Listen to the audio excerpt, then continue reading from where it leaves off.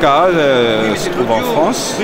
On publie essentiellement du créole réunionnais, donc soit sous forme de romans, soit des textes de Daniel Honoré, d'Axel Bovin, ou par exemple l'Histoire Christian qui est le premier roman écrit en créole réunionnais. On édite aussi des auteurs vivants, je veux dire, d'aujourd'hui, des auteurs contemporains avec des fonds de cœur, avec des poésies, soit Carpenter Marie Moutou, Jean-Louis Robert, et Kaloun aussi, je dirais, celui-là il est bilingue, mais c'est rare que pour la poésie on fasse bilingue, c'est plutôt soit en français soit en créole. Voilà. Et on privilégie quand même la défense, l'angle d'attaque c'est quand même la défense de la langue créole. Et pour défendre cette langue créole, je veux dire, quelquefois il nous faut des textes un peu costauds. Alors on s'arme, on publie aussi des DEA ou des thèses sur les problématiques qui parlent de la langue créole. Là par exemple celui-là de Frédéric Elias qui parle des nouvelles formes de la poésie réunionnaise d'expression créole. Et on va publier sa thèse qui est sur la poésie mauricienne et la poésie réunionnaise d'expression créole des origines à nos jours cette année. Donc il y a toujours cet axe de défense de créole. Et aussi des études faites par des universitaires. Là, ce sont des études faites d'un labo de l'université de Barcelone et de l'université de La Réunion sur des problématiques de créolisation dans l'océan Indien.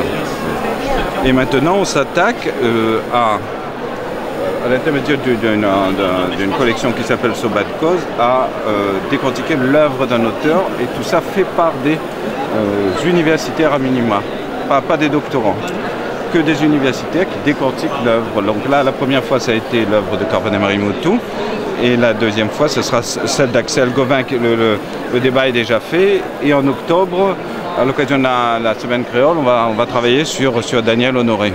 Voilà.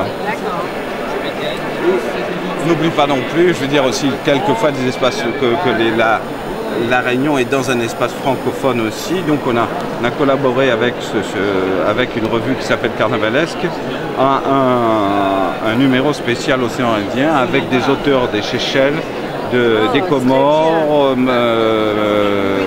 Madagascar, Rodrigue et Maurice, tous des francophones. Là en l'occurrence, c'est que des francophones.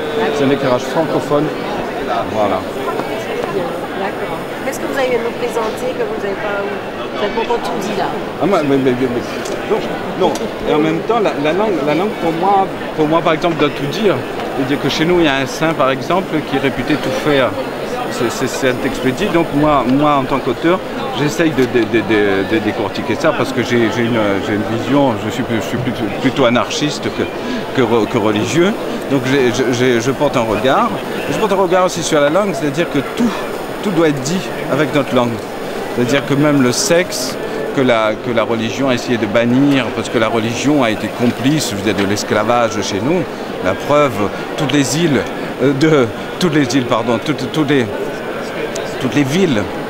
à l'exception de 4-5, ont des noms de saints chez nous pour protéger, je veux dire, pour pas que les esclaves s'enfuient. C'est l'horreur, je veux dire, c'est le poids de cette religion chez nous, et on n'a pas le droit de dire, hormis dans la sphère très privée ou sous la forme, ce qu'on appelle chez nous le moukatage, c'est-à-dire, pour déconner, de parler de sexe.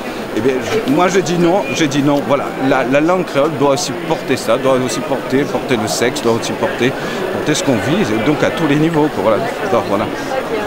Qu'est-ce que ça veut dire, les éditions K? Les éditions K, ça veut dire, c'est le K de créole et le A d'anarchie, parce que c'est parce que je suis anarchiste que je fais tout ça, parce que je pense, honnêtement, si je ne l'étais pas, je ne le ferais pas, parce qu'il faut quand même être un peu fou pour faire ça.